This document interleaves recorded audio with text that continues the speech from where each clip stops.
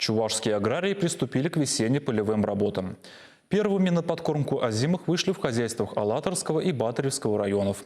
По словам Сергея Артамонова, готовность к началу сезона высокая. Об этом он заявил во время пресс-тура, проходившего на предприятиях столицы и Цивильского района.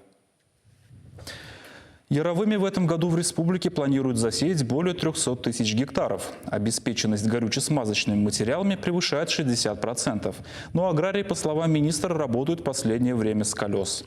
Неплохая ситуация по удобрениям. В этом году на 1 гектар в хозяйствах могут внести до 50 килограммов действующего вещества. В 2020 было 43.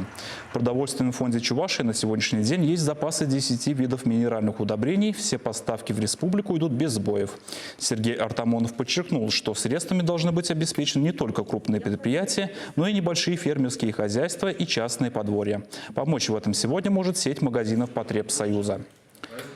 Хозяйство полностью обеспечено семенами. Процент кондиционных пока чуть выше 93%, но в течение недели эту цифру намерены довести до 99%. Все формы господдержки будут задействованы и в этом году. Ответил министр и на вопрос вне повестки пресс-тура о закупочных ценах на молоко.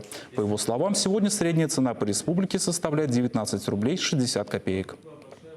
В период большого молока часто весной начинают снижаться цены. Пока не на рубль, я вот ответственно заявляю, переработчики молока, заводы молокопереработчики ни на рубль цену не снижали. Если в каких-то регионах есть какие-то злоупотребления, то это злоупотребляют чисто перекупщики. Начинают конкурировать разные компании, цены доходят до 25-26 рублей на литр молока. Средняя цена сегодня 19 рублей 60 копеек. А потом, когда одна из компаний умирает, скажем так, на этой территории, дальше конкурировать не может, резко цены падают. Конечно, это ощутимо, когда падает цена, не совсем приятно, а те, кто давал большую цену, не всегда могут своевременно рассчитаться с населением.